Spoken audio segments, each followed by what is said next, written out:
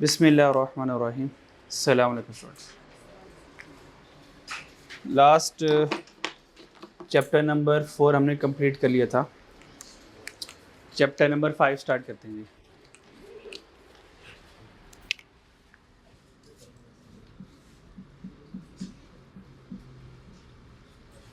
Chapter number 5 क्या है जी?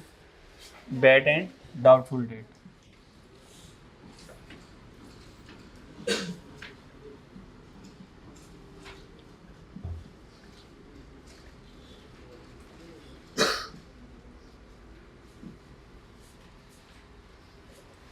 Chapter 5 bad and doubtful debt. Bad and doubtful debts है क्या? हाँ, बैड एंड डाउटफुल डेट्स की कहानी स्टार्ट होती है सेल से। कहाँ से? सेल से।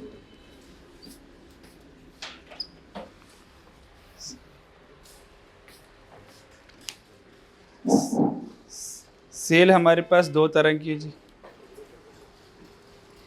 सेल हमारे पास दो तरह की है। एक कौन सी सेल होती है जी? ठीक है जी। एक हमारे पास सेल कैश में होती है जी, और एक क्रेडिट में होती है। ठीक है जी। ये जो चैप्टर चलेगा ये क्रेडिट सेल से आगे चलेगा। ठीक है। हमने जब क्रेडिट सेल की, for example business sold goods, example के तौर पर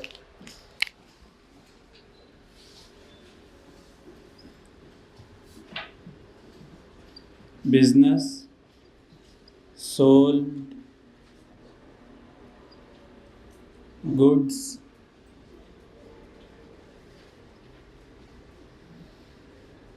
amounting rupees 10,000 on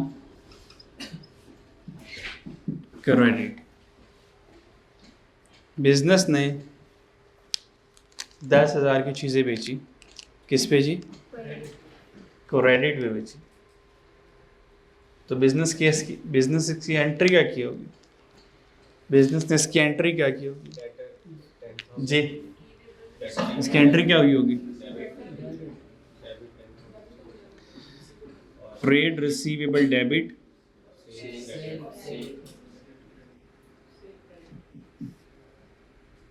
trade receivable debit bye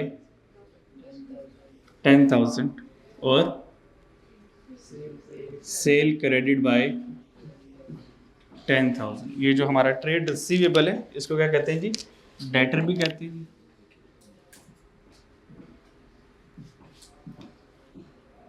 ये हमारे डेटर्स है जी। बिजनेस ने टोटल 10,000 रुपये की क्रेडिट सेल की और 10,000 रुपये बिजनेस के रिसीवेबल्स। क्लियर? ये जो डेटर्स है ना, आगे सारा के सारा चैप्टर जो पढ़ेंगे वह इस डेटर्स के बारे में पढ़ेंगे। डेटर्स कितनी तरह के होते हैं या कौन कौन से डेटर्स होते हैं और उनके जो डेटर्स होते हैं उनके डेट्स को कहते हैं क्या। तो यहाँ से हम डेटर्स के बारे में पढ़ेंगे और टाइप्स ऑफ डेट्स के बारे में पढ़ेंगे। ठीक है, कहानी समझ लगी? ये ट्रेड रिसीवेबल से आगे कहानी इसकी चल रही है। अब ट्रेड रिसीवेबल में ये जो 10,000 रिसीवेबल है ये कस्टमर्स ने पे करना है। कस्टमर ने पे करना है। ठीक है, ये डेट है। अब कितनी तरह का डेट होता है?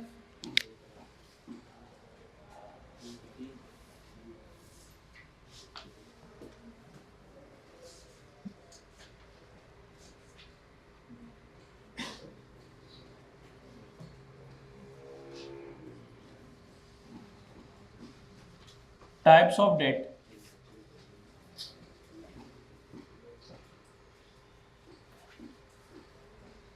टाइप्स ऑफ डेट, हमारे पास जो डेट है वो 3 तरह का होता है।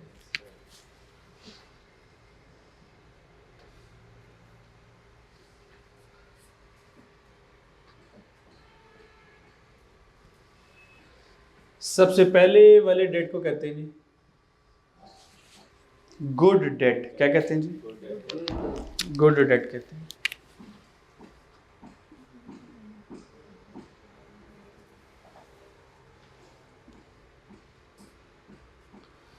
दूसरे वाले को कहते हैं जी bad date.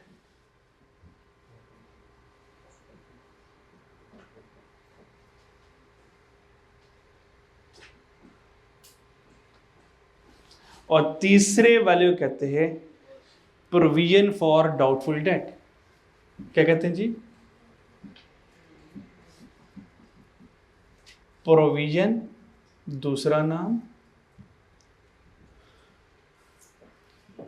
Allowance for doubtful date.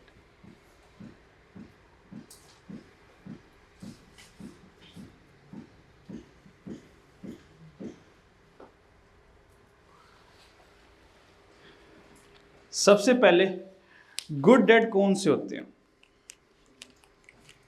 सबसे पहले गुड डेट कौन से होते हैं? गुड डेट वो होते हैं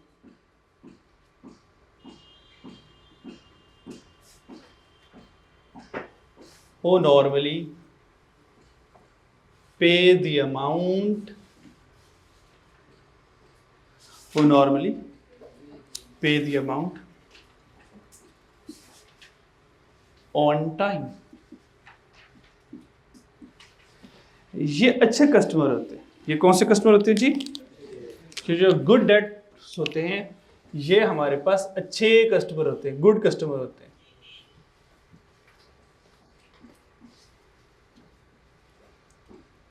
ये अच्छे लोग होते हैं। कौन से लोग होते हैं जी? अच्छे लोग होते हैं, अच्छे कस्टमर होते हैं। ठीक है। ये वो लोग होते हैं जो अगर उधार पे चीज़ें लेके जाएं तो टाइमली पैसे वापस कर देते हैं। ठीक है। मिसाल के तौर पर फॉर एग्जांपल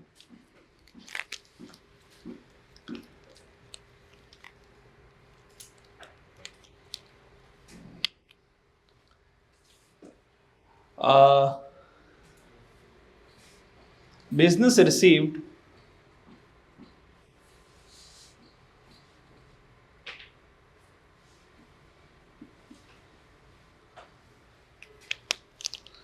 business received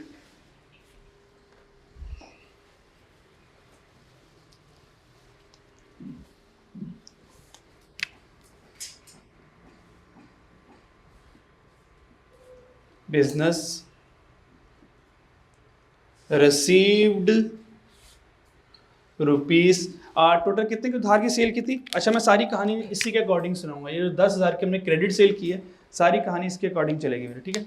अच्छा, 10,000 में से बिजनेस को 5,000 मिल गए। Business received rupees 5,000। Business received rupees 5,000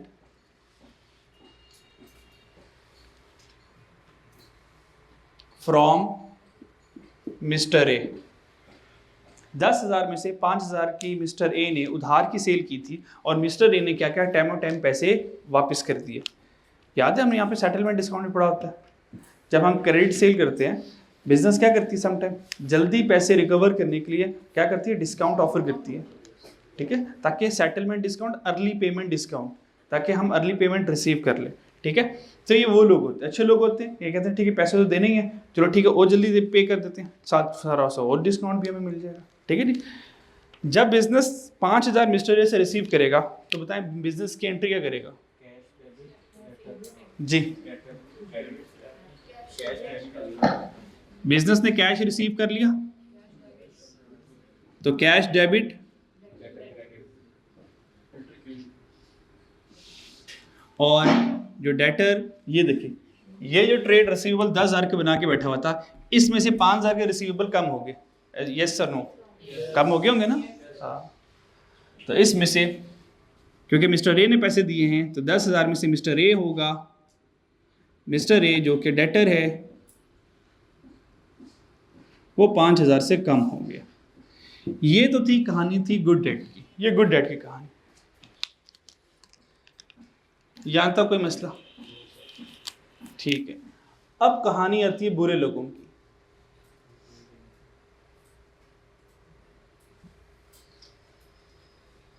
अब कहानी किनकी आती है? बुरे लोगों की।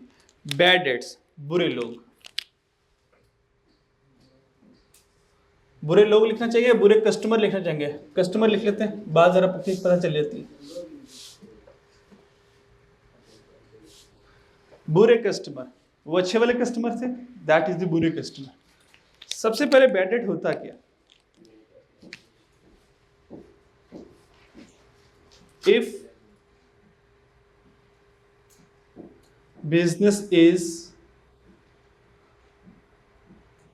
unable, if business is unable to recover the amount, to recover, if business is unable to recover the amount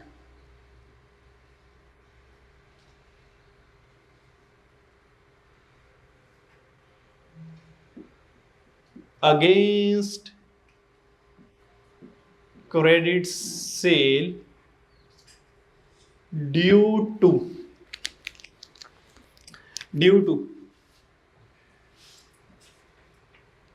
death, bankruptcy,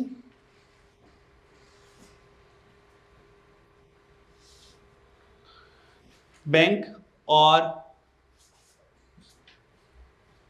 bankruptcy, ETC, इसके अलावा और भी कोई रीज़न हो सकती है जिसकी वजह से अगर बिजनेस जो है वो पैसे रिकवर नहीं कर पाया अगेंस्ट क्रेडिट से, तो ये क्या हो जाएगा? बैड डेट्स हो जाएगा, यानी कि बिजनेस का नुकसान हो जाएगा। ये बिजनेस का नुकसान हो जाएगा। कस्टमर ने चीज़ें तो ली, कस्टमर चीज़ें ले गया, बिजनेस से चीज़ें ले गया, लेकिन बिजनेस को पैसे नहीं पे कर पाया, वो मर गया मिसाल के तौर पर, या वो बैंकरप्ट हो गया, ठीक है, उसकी लाइबिलिटीज ग्रेटर देन एसेट्स हो जाए। तो इस सूरत हाल में एक और भी फैक्टर हो सकता है, डिसऑनेस्टी, लेकिन हम अज्यूम करेंगे सारे के सारे इंसान के बच्चे उधार लेके जाएंगे तो पैसे वापस करेंगे, ठीक है जी। इस नीयत से उधार नहीं लेके जाएंगे, मैं उधार लूंगा और यहाँ से दाएं बाएं भाग जाऊंगा मैं, ठीक है जी। क्लियर है? बिजनेस ऐसे नहीं होता। क्लियर हो गया? ठीक है। तो नॉर्मल ट्रेड यही है, डेथ होगी या बैंकरप्सी होगी, तो इस सूरत हाल में हमें लग रहा है कि अब हम इस बंदे से पैसे रिकवर नहीं कर पाएंगे या पे नहीं कर पाएंगे, तो ये हमारा क्या हो जाएगा? बैड डेट्स हो जाएगा। यहाँ समझ लग रही है? अच्छा जी, यहाँ तक मसला। चले इसकी एग्जांपल ले लेते हैं। एक 10,000 की क्रेडिट सेल थी जी, 5,000 हमने रिसीव कर लिया मिस्टर ए से, और लग रहा है 2,000 रिसीव नहीं कर पाएंगे mister, for example mister B से, ठीक है जी। So business is unable to receive, example है जी, business is unable to receive, business is unable to receive rupees 2,000 कर ले जी, rupees 2,000 from mister B. I mean कह रहा हूँ मिस्टर बी से बिजनेस जो है वो 2,000 रिसीव करने में नाकाम रहा, ठीक है। या मिस्टर बी ना बैंकरप्ट हुआ ना उसकी डेथ हुई, लेकिन उसके हालात ही ऐसे ख़राब चल रहे हैं, पैसे ही नहीं उसके पास, तो वो जब भी जाते कहते यार हफ्ते बाद आ जाए, जब भी जाते हफ्ते बाद आ जाए। उसने इतने हफ्ते गुजार दिए, फिर एट दैन हमने डिसीजन ले लिया कि अब इसे पैसे मिलने वाले नहीं है, बस ठीक है एक्सपेंस रिकॉर्ड करते हो इसको। तो ये बिजनेस का क्या हो गया? खर्चा हो गया। जब बिजनेस का खर्चा हो गया तो बिजनेस क्या एंट्री करेगा इसकी? बैड डेट एक्सपेंस डेबिट क्या करेगा जी? ये जो एक्सपेंस हुआ, ये खर्चा है ना, खर्चा है कि नहीं हुआ? मतलब पैसे हमारे नहीं आ रहे, हमारा खर्चा हो गया, तो इस खर्चे, ये खर्चा एक्सपेंस होता है। अच्छा, ये एक्सपेंस किसकी वजह से हुआ? बैड डेट की वजह से हुआ। इसलिए इस खर्चे का नाम पड़ गया बैड डेट एक्सपेंस। ये ऐसा खर्चा हुआ जो बैड डेट की वजह से आया, ये ऐसा खर्चा है जो बैड डेट की वजह से आया। तो एंट्री क्या करेंगे जी? बैड डेट एक्सपेंस डेबिट,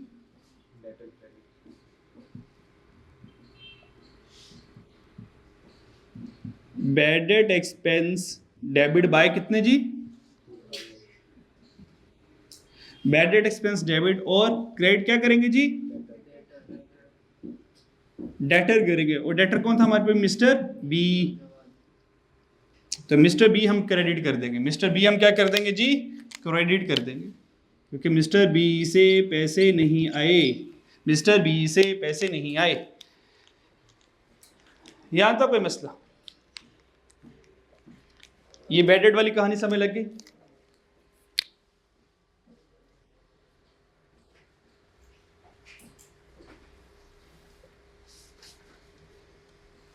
यहां तक कोई मसला? बैड डेट तक कोई परेशानी? अच्छा जी, लेटर ऑन ये हो सकता है। अच्छा, तीसरा है प्रोविजन। प्रोविजन तक जाने से पहले, प्रोविजन बहुत लेंथी है, इसमें मुझे अच्छा खासा टाइम लगेगा, तब तक मैं बैड डेट को प्रॉपर कंप्लीट कर देता हूँ। ये बैड डेट खत्म हो गया, यहां तक बैड डेट क्या हो गया जी? खत्म हो गया। लेकिन इस केस में अज्यूम करते हैं ना मिस्टर बी की डेथ हुई, ना मिस्टर ए बैंकरप्ट हुआ, बस मिस्टर बी के पास पैसे अरेंज नहीं हो रहे थे। तो दैट्स वाई बिजनेस ने कंसीडर किया कि भाई मिस्टर बी से 2000 रुपये आने ही नहीं है, तो मिस्टर बिजनेस ने क्या किया, मिस्टर बी को बैड डेट एक्सपेंस कंसीडर कर लिया और अपना खर्चा रिकॉर्ड कर लिया। हुआ कुछ ये, जब बिजनेस ने ये खर्चा रिकॉर्ड कर लिया और मान लिया कि बैड डेट एक्सपेंस हो गया, जब कंसीडर पक्का कंफर्म हो गया बैड डेट एक्सपेंस हो गया, तो इसको बैड डेट रिटर्न ऑफ भी कहते हैं। क्या कहते हैं जी? Bad debt written off. क्या कहते हैं जी? Bad debt written off. इसका मतलब ये है हमने मान लिया है पक्का ठक्का कि ये हमारा खर्चा हो गया है और हमने रिकॉर्ड कर लिया है। Bad debt written of. Clear है? अच्छा, उसके 2 हफ्ते बाद ऐसा हुआ कि मिस्टर बी के पास पैसे आ गए 1000 रुपये। तो मिस्टर बी ने कहा यार 2000 देने हैं, 1000 आ गया, चलो 1000 तो बिजनेस को दे दूं। तो बिजनेस ने फ्यूचर में, या वाकई में हो सकता है मिस्टर बी की इंटेंशन ऐसी हो कि पैसे देने ही नहीं है मैंने, लेकिन उसको कोई नेक लोग मिल गए और उन्होंने मिस्टर बी को आखिरत की याद दिलाई कि मिस्टर बी मरना भी है, किसी का हक खा के मरना अच्छी बात नहीं है। अगर किसी का हक देना तो दुनिया में दे दो, आखिरत में भी तुम्हें नेकियां देनी पड़ेगी। तो ये बात मिस्टर बी के दिल पे उतर गई, हाँ बात तो सही है, दुनिया के माल दुनिया में रह जाएगा, तो मैं क्यों आखिरत में बोझ लेके जाऊँ।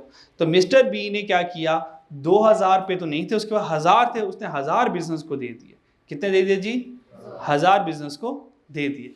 इसका मतलब ये हुआ अब बैड डेट जो हुआ था अब वो रिकवर्ड हो गया। क्या हो गया जी? अब क्या हो गया जी? बैड डेट,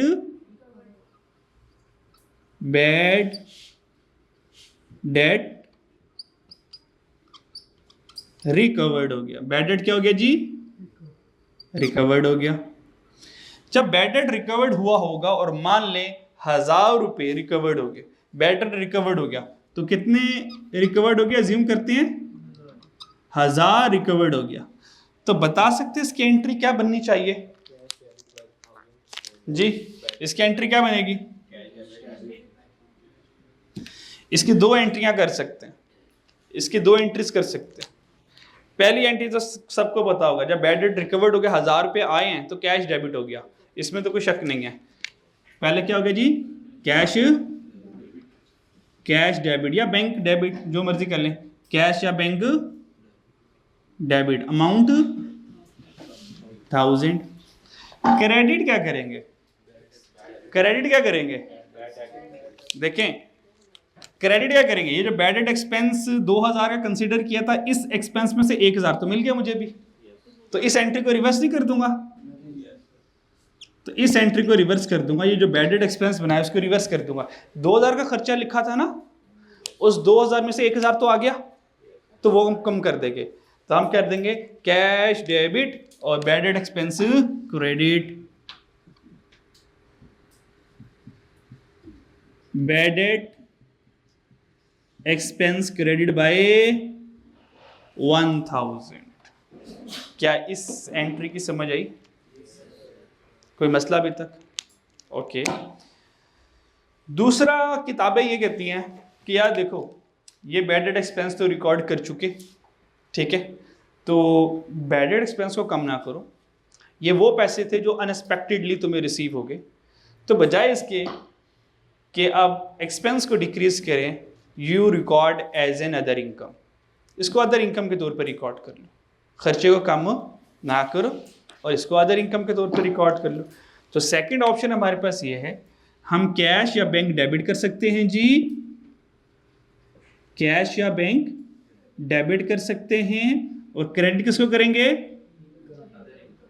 अदर इनकम को, क्योंकि अदर देन सेल आ रही है ना, हर वो पैसे जो सेल के अलावा है वो हमारे लिए क्या होती है जी, अदर इनकम होती है। तो दूसरी एंट्री ये होगी, अब अदर इनकम रिकॉर्ड कर, ठीक है जी। इनमें से ज्यादा बेहतर चीज कौन सी है जी, इसमें से ज्यादा बेहतर कौन सी चीज कौन सी जी, बैड डेट एक्सपेंस रिकॉर्ड, जो खर्चा रिकॉर्ड किया उसी को चुपचाप कम कर ले, ये बेहतर चीज है। लेकिन अगर ये नजर आ जाए ऑप्शन में तो ये भी एक्सेप्टेबल है, क्लियर है, बड़ी अच्छी बात है, 2000 लिख दूंगा मैं, इसमें कौन सी नई बात आ जाएगी जी। हाँ, वो कैसे गुड डेट है, उसने रो रो के तो पैसे दिए, खर्चा करवा दिया उसने, 2000 रिकवर करेंगे, 5000 का मेरा तेल लग गया, हमने बंदे भेजे उसके घर, बंदे गए फिर उनको रोटी पानी भी खिलानी पड़ी थी, कहाँ उसने हमें फिराया नहीं है, गलियों में चौराहों में जलील करवाया उसने हमें। वो तो नेक लोग ना मिलते तो 2000 तो उसने देना ही नहीं था।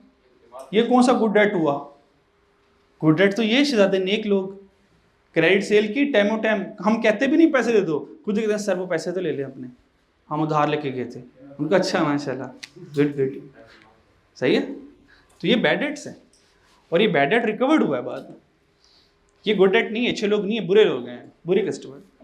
आइंदा इन कस्टमर से बच के रहेंगे हम, आइंदा तो मैं चीज़ें नहीं बेचूंगा इसको, जितनी मुश्किल से मैंने ऐसे पैसे रिकवर करवाए। एक बार तो तरा निकल गया था, तरा निकला बिजनेस में, सोचिए यहाँ पे 5 लाख 5 करोड़ होता तो, अब बताएं ज़रा फिर क्या होता बिजनेस कहते हैं इतनी तो मैंने सेल ही नहीं की और जितने मुझे पैसे नहीं आ रहे, ठीक है। हाँ, तो ये गुड डेट्स हो गए, ये बैड डेट्स, यहाँ तक नोट कर लेना जल्दी से, कर लिया।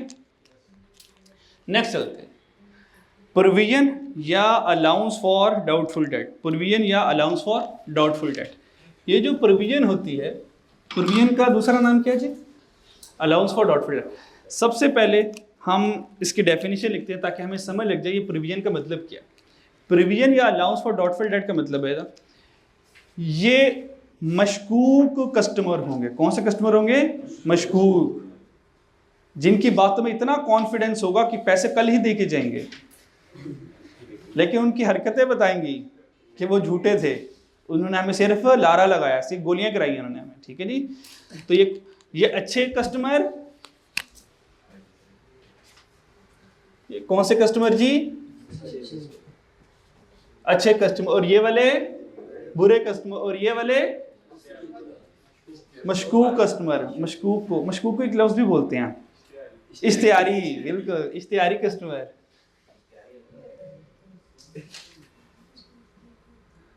मशकूक के स्पेलिंग चेक कर लीजिएगा जरा, ठीक है जी, सही है जी। कस्टमर को इंग्लिश में लिख लेते हैं बस, मशकूक कस्टमर जी, ओके।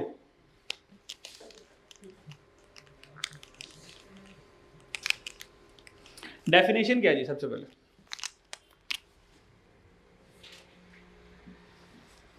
इनके बारे में बिजनेस को कॉन्फिडेंस था ये पैसे देंगे, इनके बारे में भी कॉन्फिडेंस था कि पैसे नहीं देंगे, ठीक है, कॉन्फिडेंस दोनों में था।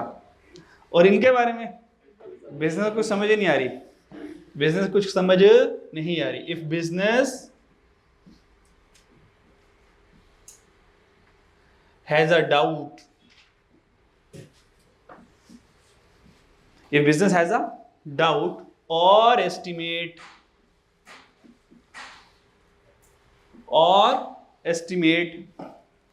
क्या अंदाजा लगाया, उनके ऊपर क्या डाउट है जी, that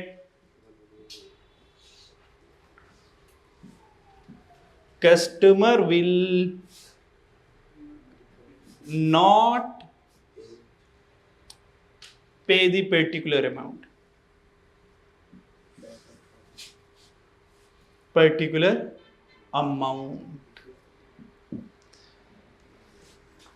बिजनेस को शक है कि कस्टमर जो है वह पर्टिकुलर अमाउंट पे नहीं करेगा, ठीक है, पर्टिकुलर अमाउंट पे नहीं करेगा। अगर पर्टिकुलर अमाउंट पे नहीं करेगा तो अब इस सिनेरियो में बिजनेस को क्या करना चाहिए, so due to this debt business will maintain और record provision for doubtful debt. ये जो हमारे डेट्स हैं इनके ऊपर हमें डाउट है। क्या है? डाउट है। हो सकता है पैसे ना दें, हो सकता है पैसे दे दें, लेकिन डाउटफुल का मतलब ये है कि हमें इनके बारे में कुछ अंदाज़ा हो जाएगा कि ये कुछ पैसे पक्की बात है, कुछ पैसे पक्की बात है कि ये हमें नहीं देंगे, और ये हमें कंफर्म नहीं है। Will not pay the amount के ऊपर, will not pay the amount के ऊपर हमें डाउट है। तो इस डाउट की बेस के ऊपर, इस डाउट की बेस के ऊपर, इस शक की बुनियाद के ऊपर बिजनेस क्या करेगा? एक प्रोविजन रिकॉर्ड कर लेगा। क्या कर लेगा जी? एक प्रोविजन रिकॉर्ड कर लेगा। ठीक है, तो बिजनेस क्या करेगा? Due to this debt business will record और maintain provision for doubtful debt. तो होगा क्या? Due to this doubt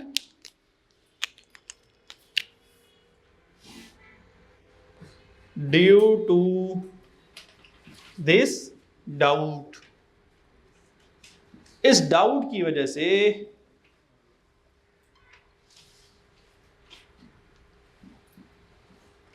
business will record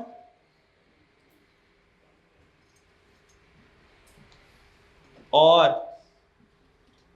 business will maintain the, क्या मेंटेन करेगा जी? Provision for doubtful debt. So business will record the provision और maintain the provision for doubtful debt, provision for doubtful debt. इस शक की बुनियाद पर business क्या करेगा? प्रोविजन रिकॉर्ड कर लेगा। क्या करेगा जी? प्रोविजन रिकॉर्ड कर लेगा। तो प्रोविजन कब रिकॉर्ड करेगा बिजनेस? जब बिजनेस को शक होगा कि कुछ पर्टिकुलर कस्टमर पैसे पे नहीं करेंगे। जानता कोई मसला? प्रोविजन दो तरह की। प्रोविजन कितने तरह की? ये जो प्रोविजंस होंगी ये दो तरह की होंगी।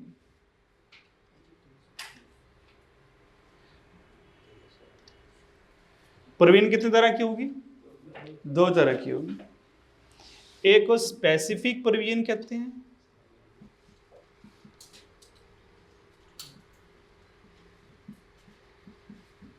और एक को जनरल प्रोविजन कहते हैं।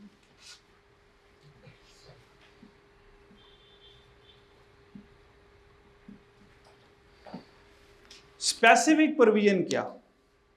स्पेसिफिक प्रोविजन का मतलब ये हमारे वो कस्टमर होंगे जिनकी पास हिस्ट्री बता रही होगी ये बहुत तंग करते हैं, ये पैसे पे ही नहीं करते हैं, ये जलील करवा देते हैं पैसे पे करते करते। तो इनके ऊपर स्पेशल प्रोविजन लगाएंगे, यानी कि इनके ऊपर स्पेशल फोकस होगा कि यार ये जो कस्टमर है ना, अब इनके ऊपर शक ज़्यादा होगा। स्पेसिफिक प्रोविजन क्या? इनके ऊपर शक ज़्यादा होगा।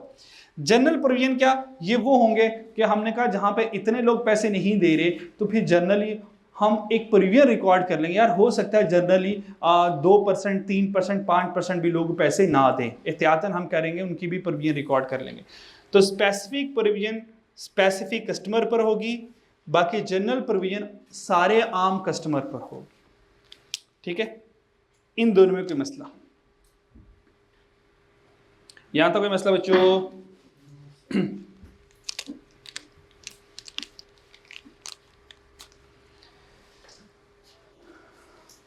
अच्छा जी,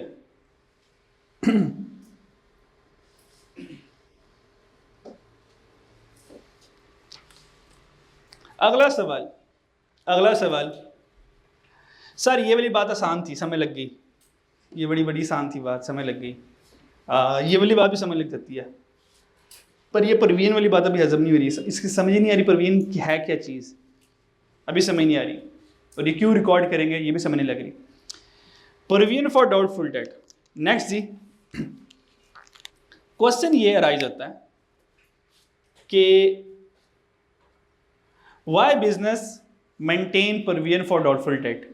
बिजनेस जो है वो प्रोविजन क्यों रिकॉर्ड करे? शक है ना, अभी कंफर्म तो नहीं हुआ, कि वो पैसे देंगे कि नहीं देंगे, तो शक की बुनियाद के ऊपर क्यों फांसी की सजा दे रहे हो, क्यों सजा दे रहे हो, क्यों खर्चा रिकॉर्ड कर रहे हो।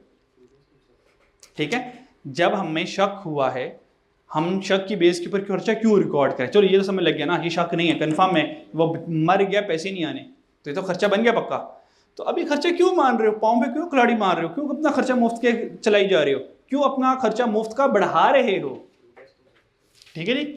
तो क्वेश्चन ये है, why business will maintain provision for doubtful debt. Question क्या है जी, यह क्वेश्चन बनता कि नहीं बनता यहाँ पे।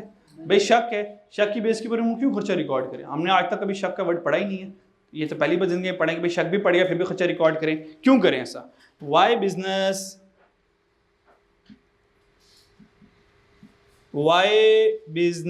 विल मेंटेन या why business will record provision for doubtful debt को डबल डी से लिख रहा हूं, ये देख लें, डाउटफुल डेट संभाल लेंगे डी डाउटफुल डेट, ये हमेशा ऐसे चलेगा। अभी एक बार ही लिखते हैं डाउटफुल डेट। ठीक है, why business will record provision for doubtful debt. हमारा यहाँ पे क्वेश्चन अराइज हुआ कि भाई ये शक की बेस के ऊपर क्यों प्रोविजन रिकॉर्ड कर रहे हो। तो इसका आंसर ये है, दो अकाउंटिंग प्रिंसिपल की वजह से। दो अकाउंटिंग प्रिंसिपल बीच में आ गए।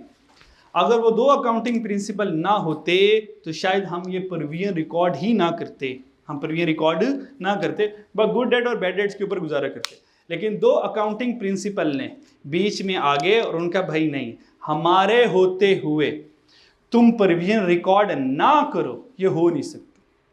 वो दो अकाउंटिंग प्रिंसिपल क्यों, why business will record provision for doubtful debt. तो उसका आंसर क्या है जी, इस क्वेश्चन का आंसर क्या है जी,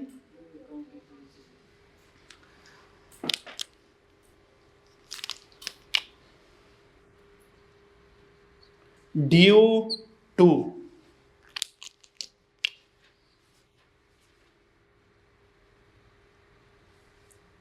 प्रूडेंस कॉन्सेप्ट, ये एक अकाउंटिंग प्रिंसिपल है, due to prudence concept and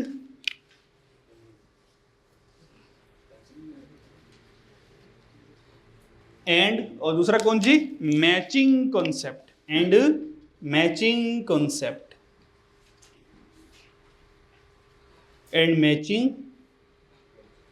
concept. Prudence concept की वजह से प्रूडेंस ने आके बीच में टांग अड़ाई, और दूसरा मैचिंग कॉन्सेप्ट ने बीच में आके टांग अड़ा दी। इन दोनों ने कहा अगर तुम ये प्रोविजन रिकॉर्ड ना करो तो हमारी वायलेशन हो जाएगी। If you avoid provision so there is a clear cut violation of our rule, और हमारी वायलेशन अकाउंटिंग में बर्दाश्त नहीं है, because we are accounting principles. ये दोनों अकाउंटिंग प्रिंसिपल्स हैं। इसके ऊपर मैं आपको एक वीडियो दूंगा, वो वीडियो देख लीजिएगा, अकाउंटिंग प्रिंसिपल्स क्या होते हैं। ठीक है, हमारे सिलेबस में नहीं है लेकिन ICAP उसके ऊपर सवाल पूछता है, क्वेश्चन पूछता है, तो मैं आपको वीडियो दे दूंगा, वो वीडियो देख लीजिएगा। वहाँ पे प्रूडेंस कॉन्सेप्ट भी है, मैचिंग कॉन्सेप्ट भी है, और इसके अलावा 10 के करीब अकाउंटिंग प्रिंसिपल्स हैं। ठीक है, वो सारे अकाउंटिंग प्रिंसिपल्स से अकाउंटिंग कैसे हम रिकॉर्ड करते हैं, वो सारे हम अकाउंटिंग प्रिंसिपल को फॉलो करते हुए रिकॉर्ड करते हैं। ठीक है जी, वो सारे आपको अकाउंटिंग प्रिंसिपल पता चल जाएंगे। तो समझ लग गया प्रोविजन क्यों रिकॉर्ड करते हैं जी, प्रोविजन क्यों रिकॉर्ड करते हैं, due to prudence concept and matching concepts. और ये दोनों के दोनों कौन है जी, अकाउंटिंग प्रिंसिपल्स हैं। दीज आर अकाउंटिंग प्रिंसिपल्स, ये अकाउंटिंग के कवानीन है,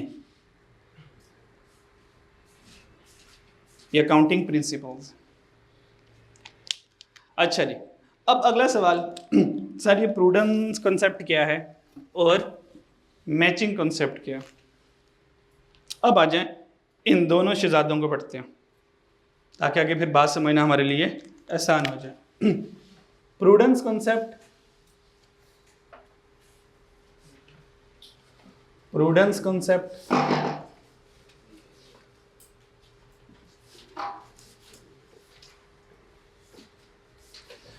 प्रूडेंस कॉन्सेप्ट क्या कहता है, प्रूडेंस कॉन्सेप्ट ये कहता है asset and income, asset and income should not be overstated. क्या कहते हैं जी?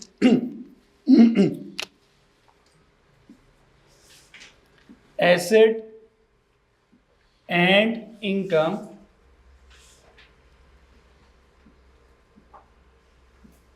should not be overstated। कहता है अपने एसेट और इनकम को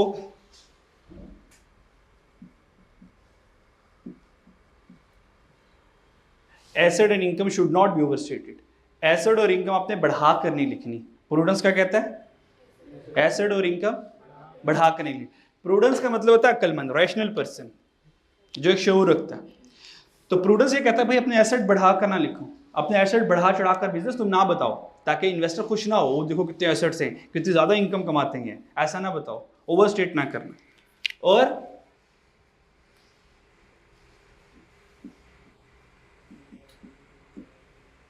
liabilities and expense should not be understated। अपनी लाइबिलिटीज और खर्चों को छुपाओ ना, अपनी लाइबिलिटीज और खर्चों को छुपाओ ना, ठीक है। इस कॉन्सेप्ट की वजह से प्रूडेंस के इस कॉन्सेप्ट की वजह से कि इनकम को ओवरस्टेट ना करो और एक्सपेंसेस और लाइबिलिटीज को अंडरस्टेट ना करो। अब मेरी बात सुने, ये जो इन लोगों से पैसे हमें नहीं मिलने, ये इन लोगों से हमें पैसे नहीं मिलने, मिसाल के तौर पर 1000 रुपया नहीं मिलना, प्रोविजन क्या लगाई मैंने कि 1000 रुपये हमें नहीं मिलने वाले। अगर मैं 1000 रुपये मुझे नहीं मिलने वाले, अगर मैं इसको प्रोविजन मीन एक्सपेंस ना रिकॉर्ड करूं, अगर मैं 1000 रुपये का खर्चा ना रिकॉर्ड करूं, तो क्या मेरे खर्चे कम नहीं हो जाएंगे? क्योंकि मैं शक की बेस के ऊपर 1000 रुपया रिकॉर्ड नहीं कर रहा। जब मैं 1000 रुपया के खर्चा 1000 का खर्चा रिकॉर्ड नहीं करूंगा, तो खर्चे ज्यादा होंगे या कम होंगे खर्चा रिकॉर्ड ना करने से? इसका मतलब जब खर्चे कम होंगे तो एक्सपेंस मेरा क्या हो जाएगा? अगर मैं प्रोविजन रिकॉर्ड नहीं करता तो मेरे एक्सपेंस अंडरस्टेट हो जाएंगे, और जबकि मेरी इनकम ओवरस्टेट हो जाएगी, क्योंकि हमने यहां से सेल तो रिकॉर्ड की हुई है 10,000 की, हमने यहां पे 10,000 की सेल रिकॉर्ड की हुई है। ये जो 10,000 की सेल है, इसमें से 1,000 रुपए का शक के नहीं मिलना।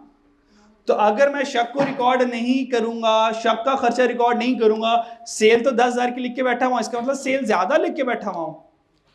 तो अगर मैं इस प्रोविजन को मेंटेन नहीं करता, रिकॉर्ड नहीं करता, तो मेरी इनकम ओवरस्टेट नजर आ रही है और मेरे खर्चे अंडरस्टेट नजर आ रहे हैं, और ये प्रूडेंस की वायलेशन है। तो इस वजह से मुझे जो है शक की बेस के ऊपर रिकॉर्ड करना पड़ेगा। ये तो था कि कंसेप्ट ज्यादा वाला। सर अब कुछ और समझाएं, कुछ और बताएं जो हम इजीली याद रख पाएं। वो अब आपको एक लाइन लिखवाता हूँ, मैजिकल लाइन, जिससे आपको एक बात एक लम्बे में समझ लग जाएगी कि ये हम शक को क्यों रिकॉर्ड करेंगे। प्रूडेंस की अगली बात, प्रूडेंस ये कहता है कि अगर आपको ये एक्सपेक्टेड है कि फ्यूचर में कोई खर्चा होगा, एक्सपेक्टेड फ्यूचर एक्सपेंस अगर आपको पता चल गया कि नियर फ्यूचर में खर्चा होगा, कंफर्म ना भी है, उसको आज खर्चा रिकॉर्ड कर लो। क्या कर लो जी? आज खर्चा रिकॉर्ड कर लो। आज खर्चा रिकॉर्ड कर लो ताकि आपके एक्सपेंस अंडरस्टेट ना हो, इनकम ओवरस्टेट ना हो। और अगर कल को मान लो वो खर्चा नहीं होता तो कोई मसला नहीं है, कोई मसला नहीं है। आप क्या कर लें, अपनी एंट्री को रिवर्स कर लें जाके। आप क्या कर लें, अपनी एंट्री को रिवर्स कर लें। इसकी सादी सी एग्जांपल समझाता हूं। हमें ये डर है कि इस महीने बिजली का बिल 10,000 ज्यादा आएगा। मुझे क्या डर है जी? इस महीने बिजली का बिल 10,000 ज्यादा आएगा। क्या मुझे 10,000 की फिक्र आज से कर लेनी चाहिए, या मैं ये कहूं भाई जब बिल आएगा तब देख लेंगे? आज से फिक्र करूंगा कि भाई यार 10,000 का, कहीं वाकई में 10,000 का बिल ज्यादा ना आ जाए, तो क्या उस वक्त 10,000 मेरे पास होंगे कि नहीं होंगे? तो मैं क्या करूंगा, उस फ्यूचर के खर्चे की फिक्र आज से करूंगा, ताकि अगर वो फ्यूचर में खर्चा, रैशनल डिसीजन क्या है, रैशनल अप्रोच क्या है, अगर वो फ्यूचर में खर्चा वाकई में आ गया तो मैं तो प्रिपेयर्ड हूँ, मैं कहूँगा अल्लो पढ़ो पैसे, खर्चा हो गया, ख़त्म हो गया। और अगर मैं प्रिपेयर्ड ना हुआ, तैयारी ना हुई और फ्यूचर में वो 10,000 का खर्चा आ गया और मैंने तैयारी ना की हो, अब मैं क्या करूँगा? अब तो मेरा कोई अरेंजमेंट ही नहीं है। तो ये ज़्यादा रैशनल अप्रोच है कि फ्यूचर के खर्चों को फ्यूचर में जाके देख लें या फ्यूचर के खर्चों को आज भांप लें और आज उनका कोई ना कोई बंदोबस्त कर लें। हाँ, तो ये प्रूडेंस कहता है, क्या कह रहा हूं, you have to record future expected expenses. तो प्रूडेंस ये कहता है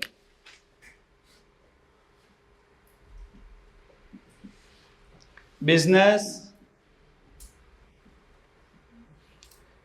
you have to record future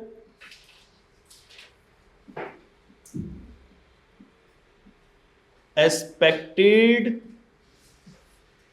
expenses। अगर आपको लगता है कि फ्यूचर में कोई खर्चा आने वाला है, उस खर्चे को बल्कि और अच्छे लिख लें, फ्यूचर एक्सपेक्टेड एक्सपेंसेस नाउ, अभी रिकॉर्ड कर लो, फ्यूचर का इंतजार ना करो, अभी रिकॉर्ड कर लो। ठीक है जी। सेकेंड अकाउंटिंग प्रिंसिपल आया, that is the matching concept.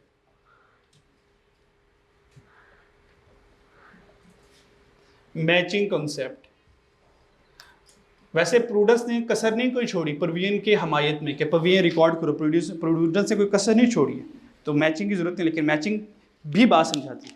Matching concept ये कहता है income and expense should be recorded in the same accounting period. क्या कहता है जी? इनकम एंड एक्सपेंसेस, बल्कि शुड नहीं, सख्त हो गया वो, must be recorded. Income and expenses must be recorded in the same accounting period. Same accounting period में क्या करें, आप इनकम और एक्सपेंस रिकॉर्ड कर लें। ये हमने सेल रिकॉर्ड की, ये हमारी इनकम है, इस इनकम को कमाने के लिए खर्चा भी किया होगा, वो खर्चा भी इसी साल रिकॉर्ड होगा, अगर एक्सपेक्टेड खर्चा अगले महीने अगले साल होगा तो वो भी मैं आज इसी अकाउंटिंग पीरियड में रिकॉर्ड करूँगा। तो जिस अकाउंटिंग पीरियड में आप पैसे कमा रहे हैं, उसको कमाने के लिए जो खर्चा आपने किया है वो भी उसी अकाउंटिंग पीरियड में आप रिकॉर्ड करेंगे।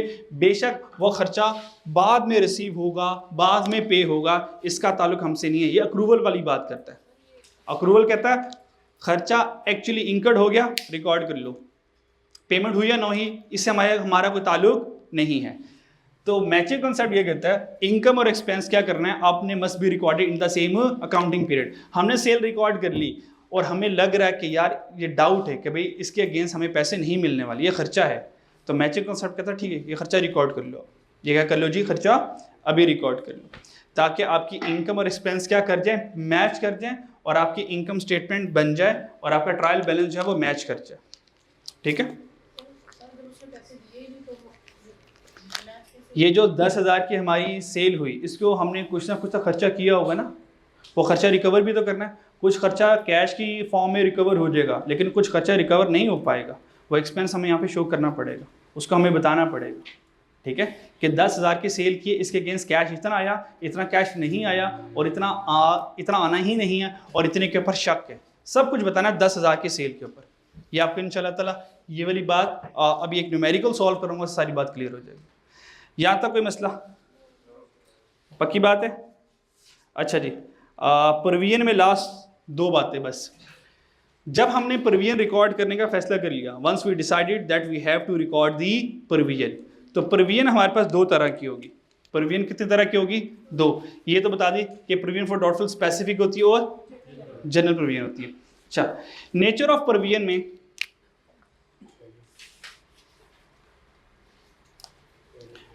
Nature of provision,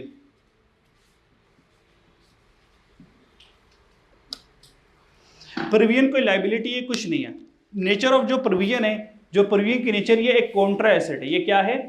Contra asset. Contra asset का मतलब है ये एसेट का रिवर्स है, एसेट का रिवर्स है। एसेट का मतलब पैसे मिलने हैं और काउंटर एसेट का मतलब है कि भाई पैसे नहीं मिलने।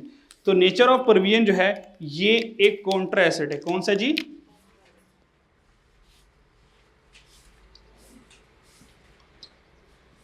Counter asset. काउंटर एसेट में हमारे पास या तो प्रोविजन इंक्रीज होती है या तो प्रोविजन डिक्रीज होती है। भाई कभी कभार शक बढ़ जाता है, कभी कभार शक कम भी हो जाता है। अगर इंक्रीज इन प्रोविजन हो तो क्या होगा? इसमें हमारे पास दो कंडीशन आ जाएंगी, इंक्रीज इन प्रोविजन और डिक्रीज इन प्रोविजन। नंबर 1,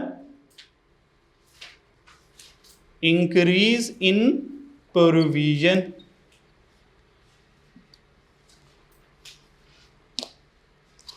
और नंबर 2, डिक्रीज इन प्रोविजन।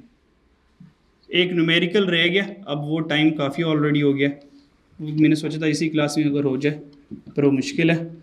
तो यहाँ पे मैं अपना लेक्चर कंप्लीट करूँगा और ये सारा टॉपिक मेरा हो चुका हुआ है। ठीक है, ये सारा टॉपिक यहाँ पे एंड हो गया। सी एजिंग का कॉन्सेप्ट रह गया, वो कुछ भी नहीं है, ये सारा टॉपिक ख़त्म हो गया, हमारा कॉन्सेप्ट ऑल हैव डन। ठीक है, ये सारा कॉन्सेप्ट ख़त्म हो गया। इसके टी अकाउंट्स भी कुछ टीचर बनाते हैं, क्योंकि R1 में बैड डेट वाला टॉपिक नहीं है तो टी अकाउंट की हमें ज़रूरत नहीं है। तो मैं आपको टी अकाउंट के बगैर सारा कॉन्सेप्ट बता दूंगा प्लस माइनस में। ठीक है, कि प्रोविजन इंक्रीज हो रही है, डिक्रीज हो रही है। ठीक है, इंक्रीज इन प्रोविजन, अगर प्रोविजन इंक्रीज हो जाए, अगर प्रोविजन क्या करे, इंक्रीज हो जाए, तो फॉर एग्जांपल के 5% डाउट है, 5% डाउट है कि हमें 1000 रुपये नहीं मिलने, 5% डाउट दैट, इंग्लिश खुद ही लिख लें, 5% doubt that mister C will not pay the amount. अगर पे अमाउंट नहीं पे करेगा तो ये खर्चा है, ये खर्चा है। प्रूडेंस कॉन्सेप्ट के अकॉर्डिंग फ्यूचर एक्सपेक्टेड एक्सपेंस है, उसको अभी रिकॉर्ड करूंगा। अगर अभी रिकॉर्ड करूंगा तो इसकी एंट्री क्या करूंगा जी, इंक्रीज इन प्रोविजन की। ये एक्सपेंस है, पर ये एक्सपेंस किसकी वजह से आया? डाउटफुल डेट की वजह से आया। तो इसका नाम क्या होगा? कौन सा एक्सपेंस है? Doubtful expense. तो हम क्या करेंगे, doubtful debt expense debit, doubtful debt expense debit, और हमने कहा कि 5% शक है कि मिस्टर सी जो है ये 1000 रुपये नहीं देगा। तो 1000 का 5% क्या होगा जी? 1000 का 5% क्या होगा जी? 50। तो क्या करूँगा, डाउटफुल डेट डेबिट बाय 50 और प्रोविजन फॉर डाउटफुल डेट क्या कर दूंगा, provision for doubtful date credit कर दूंगा। प्रोविजन फॉर डाउटफुल डेट क्या कर दूंगा, क्रेडिट कर दूंगा 50 से। ये है इंक्रीज इन प्रोविजन। अगर प्रोविजन इंक्रीज हो जाए, अगर प्रोविजन इंक्रीज हो जाए तो डाउटफुल डेट डेबिट और प्रोविजन क्या कर देंगे, क्रेडिट। प्रोविजन की इटसेल्फ नेचर क्या होगी, नेचर ऑफ प्रोविजन क्या होगी जी, क्रेडिट। नेचर ऑफ प्रोविजन क्या होगी, क्रेडिट, क्योंकि काउंटर एसेट है, एसेट की नेचर क्या होती है, डेबिट। काउंटर का मतलब होता है रिवर्स, तो फिर प्रोविजन की नेचर क्या होगी, क्रेडिट होगी। ठीक है जी। और अगर ये हमारी प्रोविजन डिक्रीज हो जाए, तो प्रोविजन का डिक्रीज करना तो ये डेबिट हो जाएगा, जो provision for doubtful date debit है। और डिक्रीज इन प्रोविजन का मतलब क्या है, यहाँ पे 5% शक था, तो यहाँ पे क्या लेते हैं, मान लो कि 3% शक है, 1000 का 3% जो है ये हमें रिकवर नहीं होगा, प्रोविजन डिक्रीज हो गई। तो हम क्या करेंगे, provision for doubtful date debit कर देंगे, provision for doubtful date debit कर देंगे, और एक्सपेंस किसकी वजह से आया, डाउट की वजह से एक्सपेंस आया, तो डाउटफुल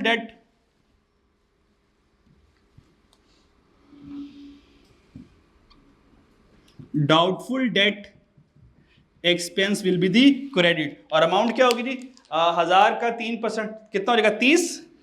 ठीक है, तो ये हो जाएगा 30 और ये हो जाएगा 30, और यहाँ पे था 50 और ये 50 हो गया। क्लियर हो गया? ठीक है, ये हमारा सारा का सारा चैप्टर नंबर 5 का सारी के सारा कॉन्सेप्ट है, इसके अलावा और कुछ भी नहीं है। इसमें सिर्फ 3 चीज़ें मेरी रह गई हैं, वो मैं लिख दूँ, कल करवाऊंगा। एक सारी, ये जो सारा कुछ लिखा, जो मैंने अमाउंट्स लिखी हैं, इसका एक बस न्यूमेरिकल रह गया, न्यूमेरिकल से कहानी और क्लियर हो जाएगी। दूसरा एक्सट्रैक्ट्स रह गए कि प्रॉफिट एंड लॉस में क्या जाएगा और SOFP में क्या जाएगा, ये रह गया। और तीसरा कॉन्सेप्ट एजिंग का रह गया, एजिंग का मतलब होता है कि कुछ वो डेटर जो पुराने हो गए हैं, जो जितना पुराना होगा उसके ऊपर शक कम होगा या ज्यादा होगा? जो जितना पुराना होगा उसके ऊपर शक कम होगा कि पैसे दे देगा, या ज्यादा शक होगा पैसे नहीं देगा? उसके ऊपर ज्यादा शक होगा पैसे नहीं देने वाला। तो कम एजिंग शक कम, ज्यादा एजिंग शक ज्यादा। और इसके बाद हमारा चैप्टर नंबर 5 कंप्लीट हो जाएगा। सारा कॉन्सेप्ट तकरीबन हो गया। घर जाकर इसके एग्जाम्पल्स को देख लीजिएगा, ठीक है? ये सारा रिवाइज कीजिएगा और जो चैप्टर में एग्जाम्पल्स हैं उन एग्जाम्पल्स को ट्राई कीजिएगा सॉल्व करने की खुद से, ठीक है जी? ठीक है, अल्लाह हाफ़िज़।